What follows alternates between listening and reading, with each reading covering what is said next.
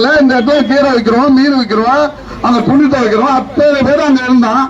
அவனுக்கு 2 send 3 send மண்ணு கொடுத்தான். என்எல்சி எடுத்த இடத்துல குடியிருந்ததுக்கு. ஆனா இவன் சொந்த இடத்த கொடுத்துட்டு வந்தவனுக்கு அவன் வீட்டுல அவனுக்கு இடம் கொடுக்கலன்னு அவன் கட்டிக்க சொல்லிட்டான். அன்னைக்கு இருக்கக்கூடிய கண்ணன் அந்த இடத்துல கட்டிக்கிட்டு இருந்தான்.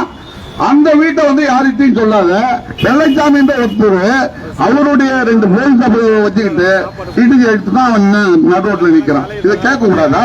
ஒரு அறிவியல் மக்கள் கொடுக்குற எதா இருந்தாலும் மெஜாரிட்டின்னா ஒரு 1000-2 பேர் இருக்கிறவன தான் கேட்பாங்க. ஒரு 10 பேர் இருக்கிறவனுக்கு நியாயம் இல்லையா? இந்த சுதந்திர நாட்டுல ஓட்டு போடலையா? உனக்கு ஏன் கேட்க கூடாது? என்எல்சி நிர்வாகம் இந்த மாதிரி ஒரு தாண்டோரித்தனமாவ ஜாதியை தூண்டி எங்களை வன்முறையா அங்க ஒரு இடத்துல ஒரு சமுதாயமா மக்களா வாழ்ந்துட்டு இருந்தாங்க. இன்னைக்கு வெளியே தூண்டி வரலாம். அந்த மாதிரி இதை கண்டிச்சுதான் இன்னைக்கு அனைத்து கட்சியும் சேர்ந்து இந்த கண்டன காத்திருப்பு போராட்டத்தை நடத்திக்கிட்டு இருக்கோம். எங்க கோரிக்கை நிறைவேறும். அடுத்த தலைவர்கள் பேச இருக்கிறதுனால என்னுடைய உரையை முடிச்சுக்கிறேன். எங்க கோரிக்கை நிறைவேறும் வரை இந்த போராட்டம் தொடரும் என்று கேட்டுக்கொண்டு பயற்ற வாய்ப்பாளருக்கு நன்றி குறித்து முடிக்கிறேன். நன்றி, வணக்கம்.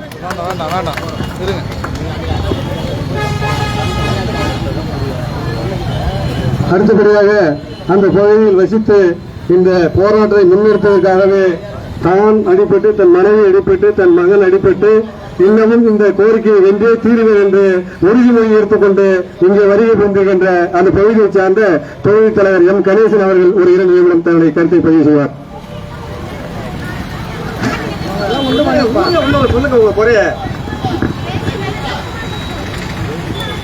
எல்லாருக்கும் வணக்கம். நாங்கள் 1.5 வருஷமா போராட பண்ணிட்டு இருக்கோம். 3 சென்ட் இடத்த கொடுத்து எங்களுக்கு கோயில் கட்டி கொடுப்பாங்கன்ட்டு. ஆனால் இந்த கவர்மெண்ட்ல எங்களை என்எல்சிக்கு போங்க, போலீஸை போய் பாருங்க, கலெக்டரை பாருங்க, தாசில்தாரை பாருங்க, ஆர்ஐ பாருங்க, எங்களை சுத்து ரவுண்ட் அடிச்சுக்கிட்டே எங்களை 1.5 வருஷமா போட்டு எங்களை இழுத்துக்கிட்டு உட்காந்துருக்காங்க. இதெல்லாம் எந்த விதத்துல நியாயம்? இது நீங்க கவர்மெண்டே எங்களை குற்றவாளி ஆக்குறதுன்னு முடிவு பண்ணிருக்கிறீங்க. ஆனா நாங்க ஓட்டு போடுறதுக்கு மட்டும் நாங்க தேவை, வேற எதுவும் கோயிலு குளம் எங்களுக்கு தேவையில்லைன்னு சொல்றீங்க. எப்படி? எங்க மொத்தம் அங்க இருக்கிறது 6 பிளாக் இருக்கு. அந்த 6 பிளாக்ல ஒவ்வொரு பிளாக்கு ஒரு கிரவுண்ட் இருக்கு, ஒரு கோயில் இருக்கு. இந்த அருந்ததி மக்கள் கிரவுண்டு ஒரு கிரவுண்டும் இல்லை, ஒரு கோயிலும் இல்லை. நாங்க அந்த கோயிலுக்கு போனா எங்களை அடிச்சு துரத்துறோம். இதை ஏதாவது கவர்மெண்ட்ல நாங்களும் சொல்லி வச்சிருக்கோம். யாரே கேக்குறீங்களா?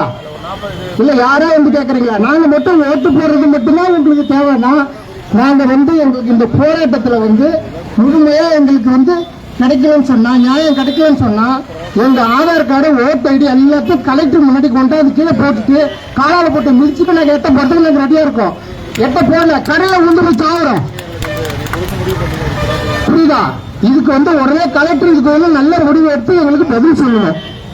அனைவருக்கும் வணக்கம், நன்றி. அடுத்தபடியாக அந்த பகுதியை சேர்ந்த தவமேரி அவர்கள் தங்களுடைய கருத்தை பதிவு செய்வார். அனைவருக்கும் வணக்கம். நாங்க அருந்ததியர் மக்கள் அப்படின்னு சொல்றதால எங்களுக்கு இதுவரைக்கும் 40 வருஷமா அந்த இடத்துல எந்த ஒரு சலுகையும் கிடையாது. சலுகைன்னு பார்க்கும்போது ஒரு வாக்கியாலே கிடையாது. ஆதி திராவிடருக்கு அனைத்தும் செஞ்சு கொடுக்கறாங்க. கோயில் கட்டி கொடுக்கறாங்க, பார்க் இருக்குது, பள்ளிக்கூடம் கொடுக்குது, எல்லாமே அவங்களுக்கு இருக்கு. நாங்க தாழ்த்தப்பட்ட என்னன்னா ஒரு வாக்கிய கூட வெட்டி கொடுக்க மாட்டேங்குது அந்த கவர்மெண்ட். கேட்டா அங்க இருக்க தலைவருங்க செய்யலன்றாங்க. அப்ப தலைவருங்க செய்யறதுக்கு பொது உடைமையா இருக்கிறவங்க தான் தலைவரா இருக்கணும். அப்படி இல்லாத போது இப்ப ஒரு நிகழ்ச்சி நடந்துச்சு, ஒரு அடிவடி ஊருக்குள்ள நடக்குது. ஒரு போலீஸ்காரர்